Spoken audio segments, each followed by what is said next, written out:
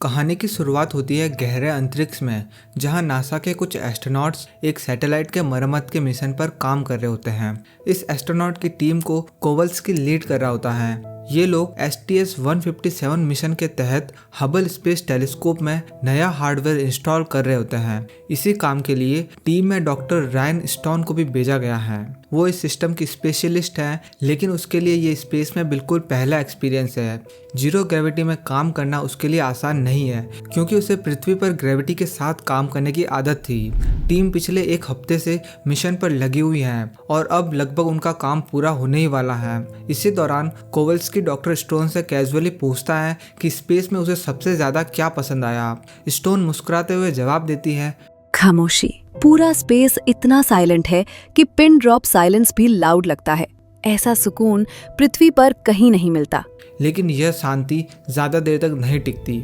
उन्हें अर्थ से अचानक एक इमरजेंसी रेडियो कॉल आता है जो कहता है कि मिशन तुरंत बंद करो, सैटेलाइट से डिटैच होकर अभी के अभी स्पेसक्राफ्ट में लौट जाओ।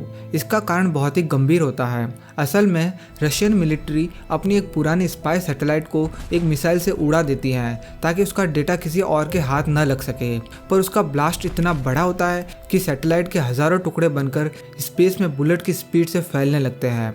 असल में पृथ्वी को ऑर्बिट करने वाले ऑब्जेक्ट्स की स्पीड बहुत ज़्यादा होती है, इतनी ज़्यादा कि एक छोटा सा टुकड़ा भी पूरे स्पेस स्टेशन से टकराकर उसे उड़ा सकता है। ये डेब्रीज आगे बढ़ते हुए कई वर्किंग सैटेलाइट्स को भी हिट करते हैं और हर कॉलिजन नए नए टुकड़े पैदा करता जाता है। देखते ही देखते दर्जनों सैटेलाइट्स नष्ट हो चुकी हैं और पूरा स्पेस खतरनाक डेब्रीज स्टॉर्म से भरने लगता है।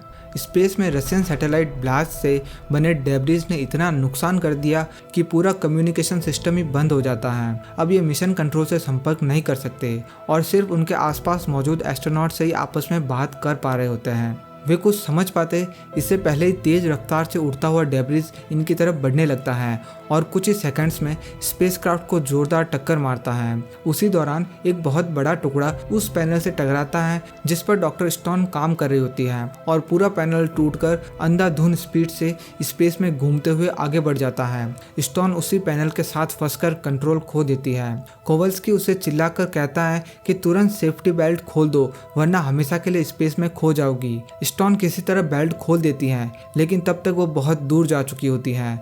डर और घबराहट के कारण वो बहुत तेजी से सांस लेती है, जिससे उसके सूट का ऑक्सीजन तेजी से खत्म होने लगता है। कम्युनिकेशन भी बिल्कुल कट चुका होता है, क्योंकि वो बाकी टीम से इतना दूर आ चुकी है कि कोई सिग्नल नहीं पहुंच सकता। वो लगातार घूम रही है और उसे लगता है कि शायद यही उसका अंत है। तभी अचानक उसे दूर से कोवल्स्की की आवाज़ सुनाई देती है। वो उसे अपनी पोजीशन बताने के लिए कहता है। कुछ देर बाद वो दोबारा आवाज़ लगाकर बोलता है कि अपने सूट की लाइट ऑन कर दो ताकि वो उसे डिटेक्ट कर सके। स्टोन सूट की लाइट ऑन कर देती है और वहीं से उसे पता चलता है कि सूट में अब सिर्फ 8% ऑक्सीजन बचा है। ठीक उसी समय कोवल्स्की उसे पकड़ लेता है। असल में कोवल्स्की के सूट पर एक कंट्रोलर लगा था जिससे वो स्पीड और डायरेक्शन दोनों पर कंट्रोल कर सकता था, जिससे वो स्टोन तक पहुंच पाता है। डॉक्टर स्टोन के सूट में वो एडवांस मैन्यूवरिंग डिवाइस नहीं होता है जो कोवल्स्की के सूट में मौजूद है, इसलिए वो कंट्रोल खोकर लगातार स्पेस में ड्रिफ्ट हो रही थी। अब जब कोवल्स्की उसे पकड़ लेता है तो वो धीरे धीरे उसे स्पेसक्राफ्ट की दिशा में ले जाने लगता है। इसी दौरान वो स्टोन से कहता है कि अपनी वॉच में टाइमर 90 मिनट्स पर सेट कर लो। स्टोन उससे पूछती है कि क्यों, तो वो समझाता है कि डेब्रीज इतनी हाई स्पीड से ऑर्बिट कर रहा है कि लगभग 90 मिनट बाद वो फिर से उसी जगह लौट जाएगा और दोबारा उनसे टकरा सकता है। दोनों टाइमर सेट कर ही रहे होता है कि अचानक उन्हें एक और एस्ट्रोनॉट उनकी ओर बहता हुआ दिखाई देता है। कोवल्स्की तुरंत स्टोन से कहता है कि उसे पकड़ने की कोशिश करो। स्टोन बड़ी मुश्किल से उसके सूट को थाम लेती है, लेकिन जैसे ही वो उसका फेस पलट कर देखती है तो उसे समझ आता है कि उसका शरीर पूरी तरह से डैमेज हो चुका है। डेब्रीज इतनी तेज होती है कि किसी भी मटेरियल को आसानी से चीरकर आर पार निकल जाती है और यही उसकी डेथ का कारण बन चुका था। इस डरावने नजरिए के बाद ये दोनों किसी तरह अपने स्पेसक्राफ्ट की ओर बढ़ते हैं और काफी स्ट्रगल के बाद वहां तक पहुंच भी जाते हैं। लेकिन जो नज़ारा सामने होता है वो किसी बुरे सपने से कम नहीं था। डेब्रिज स्टॉर्म ने पूरा स्पेसक्राफ्ट तबाह कर दिया था, हर सिस्टम नष्ट हो चुका था और उनके सारे क्रू मेंबर्स की मौत हो चुकी थी। अब बचने का सिर्फ एक ही रास्ता था। कोवल्स्की फैसला करता है कि उन्हें 1450 किलोमीटर दूर स्थित ISS यानी इंटरनेशनल स्पेस स्टेशन तक पहुंचना होगा, क्योंकि वहीं से अर्थ पर वापसी की उम्मीद है। यही सोचकर वो दोनों ISS की तरफ अपनी जर्नी शुरू कर देते हैं।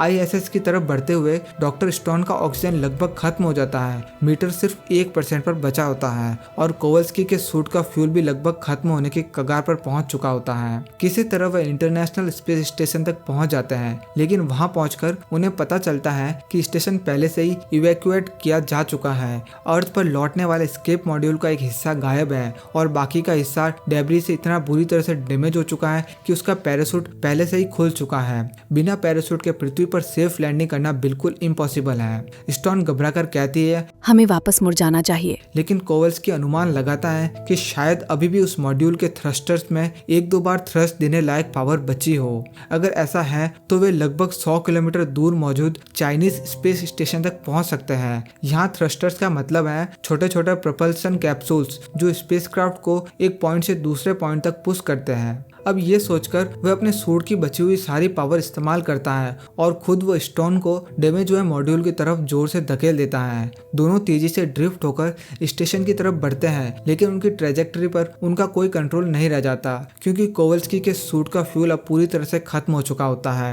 वो चिल्लाकर कहता है कि जो कुछ भी हाथ में आए उसे पकड़ लेना, लेकिन जब वे जोर से स्टेशन से टकराते हैं तो दोनों को जोड़ने वाली रस्सी अचानक टूट जाती है और वे किसी भी हिस्से को पकड़ नहीं पाते। तभी स्टोन का पैर स्टेशन की पैराशूट की रोप्स में फंस जाता है और वह उस टूटी हुई रस्सी को भी पकड़ लेती है, लेकिन अब फोर्स इतना ज्यादा होता है कि जिस रोप में स्टोन का पैर फंसा है वो धीरे धीरे खिसकने लगती है। अगर दोनों साथ लटके रहे तो रोप किसी भी पल टूट सकती है और दोनों अनंत स्पेस में खो जाएंगे। हालात को समझकर कोवल्स्की शांत आवाज में कहता है, स्टोन मुझे छोड़ दो।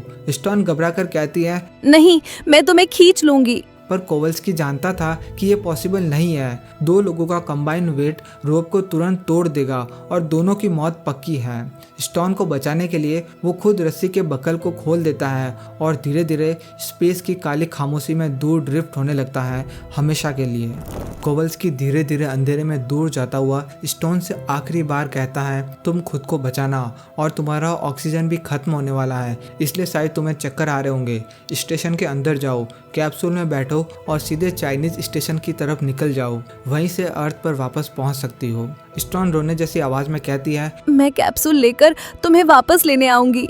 लेकिन कोवल्स्की शांत होकर जवाब देता है, अब बहुत देर हो चुकी है, मैं बहुत दूर जा चुका हूँ, बस वादा करो कि तुम जिंदा लौटोगी। स्टोन मजबूरी में बोलती है, हाँ, मैं बचकर दिखाऊंगी। और इसके बाद कोवल्स्की से हमेशा के लिए उसका कांटेक्ट टूट जाता है। अपनी जान की कुर्बानी देकर कोवल्स्की ने स्टोन को बचने का एक आखिरी मौका दिया था। स्टोन किसी तरह स्टेशन के अंदर पहुंचती है और हेलमेट उतारते ही राहत की गहरी सांस लेती है, क्योंकि उसके सूट का ऑक्सीजन लगभग समाप्त हो चुका था। फिर वो रेडियो के जरिए मिशन कंट्रोल से संपर्क करने की कोशिश करती है, लेकिन कोई सिग्नल नहीं मिलता। तभी स्टेशन के अंदर अचानक आग लग जाती है और हालात फिर से खतरनाक हो जाते हैं। वो तेजी से एस्केप कैप्सूल की ओर भागती है और बड़ी मुश्किल से उसे स्टेशन से डिटैच करने में सफल हो जाती है, लेकिन कैप्सूल कुछ ही दूर जाकर झटके से रुक जाता है, क्योंकि उसका पैराशूट अभी भी स्टेशन में उलझा हुआ होता है। अगले ही पल कैप्सूल उल्टी दिशा में तेजी से स्टेशन की तरफ खींचने लगता है, जैसे उसे टकरा ही जाएगा, लेकिन स्टोन अपनी पूरी कोशिश के साथ उसे स्टेबलाइज कर लेती है। कैप्सूल को रोककर वो बाहर निकलती है और पैराशूट की उलझी हुई सारी रोप्स को काटने लगती है। ठीक उसी समय वे 90 मिनट्स पूरे हो जाते हैं और रशियन सैटेलाइट ब्लास्ट से बना वो खतरनाक डेब्री का तूफान फिर से ऑर्बिट पूरा करके स्टेशन की दिशा में लौट आता है। स्टोन जान बचाने के लिए जल्दी से वापस कैप्सूल के अंदर घुस जाती है और अंदर पहुंचकर वो स्पेसक्राफ्ट के इंजन स्टार्ट करने की कोशिश करती है, लेकिन इंजन रेस्पॉन्ड ही नहीं करता। वो सिस्टम चेक करती है और उसे पता लगता है कि कैप्सूल में फ्यूल बिल्कुल भी नहीं है। ये देखकर वो निराश हो जाती है और अपनी पूरी उम्मीद छोड़कर सरेंडर की हालात में कैप्सूल का ऑक्सीजन बंद कर देती हैं, ताकि धीरे धीरे उसे मौत आ जाए। अब कैप्सूल में ऑक्सीजन की कमी होने लगती है, जिससे वो हेलुजिनेट करने लगती है। उसे लगता है कि कोवल्स्की उसके सामने आकर उससे बात कर रहा है और वो उससे कहता है कि हार मत मानो। जब स्टोन को होश आता है तो वहाँ पर कोई भी नहीं होता, लेकिन अब उसके दिमाग में एक नया आइडिया आ चुका था। वो पहले तो ऑक्सीजन को ऑन करती हैं और फिर सोचती हैं कि लैंडिंग सीक्वेंस को एक्टिवेट करके कैप्सूल को थ्रस्ट दिया जा सकता है। वो जब ये कोशिश करके देखती हैं तो कैप्सूल सचमुच आगे बढ़ने लगता है, जिससे वो चाइनीज स्टेशन की तरफ ड्रिफ्ट करने लगती है। स्टेशन के करीब पहुंचते ही वो कैप्सूल से बाहर निकलती हैं। इस बार उसके पास एक छोटा सा गैस सिलेंडर है जिससे वो खुद को मैन्यूवर कर सकती है। कैप्सूल में पैराशूट नहीं होता, इसलिए बाहर आना उसके लिए मजबूरी थी, क्योंकि इस कैप्सूल के साथ वो पृथ्वी पर लैंड नहीं कर सकती थी। अब गैस सिलेंडर के प्रेशर से वो अपनी स्पीड और डायरेक्शन कंट्रोल करते हुए चाइनीज स्टेशन के चारों ओर घूमने लगती है और खुद को सही दिशा में पुश करने की कोशिश करती है। लेकिन ठीक उसी समय सिलेंडर की गैस खत्म हो जाती है। फिर भी मोमेंटम के कारण वो स्टेशन की तरफ बढ़ती रहती है। बड़ी मुश्किल से वो स्टेशन का लास्ट एज को पकड़ लेती है। तभी डेब्री का वही तूफान दोबारा ऑर्बिट पूरा करके वापस पहुंच जाता है और स्टेशन पर एक बार और कहर बरपाता है। लेकिन स्टोन किसी तरह बचते बचाते अंदर की ओर घुसने में कामयाब हो जाती है। लेकिन अब उसके सामने एक नई परेशानी थी।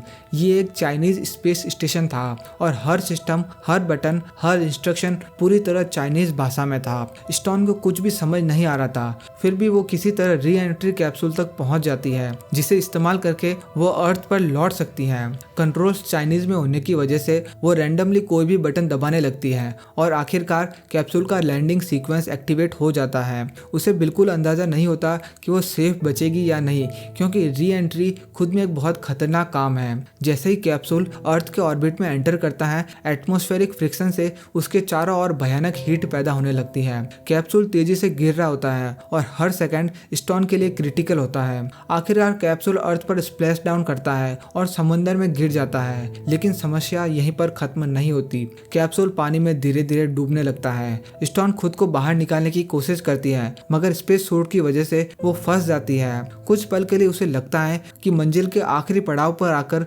शायद उसकी कहानी खत्म होने वाली है, लेकिन पूरी ताकत लगाकर वो कैप्सूल से बाहर निकलती है। पानी की सतह तक पहुंचना उसके लिए और भी मुश्किल था, क्योंकि भारी स्पेस सूट उसे नीचे खींच रहा था। वो सूट उतारकर बड़ी मशक्कत से पानी की सतह तक पहुंचती है और तैरते हुए आखिरकार किनारे तक पहुंच जाती है। इस तरह डॉक्टर रायन स्टोन मौत के मुहाने से वापस लौटती है और ये फिल्म यहीं पर खत्म हो जाती है। दोस्तों, मैं आपको बता दूं कि इस मूवी को अपने VFX के लिए 7 ऑस्कर मिल चुके हैं। इस फिल्म का नाम ग्रेविटी इसलिए रखा गया क्योंकि ये दिखाती है कि पृथ्वी की ग्रेविटी ही हमें जमीन से जोड़े रखती है। अगर ग्रेविटी न हो तो इंसान एक तिनके की तरह स्पेस में हवा के झोंके की तरह भटकता रहेगा।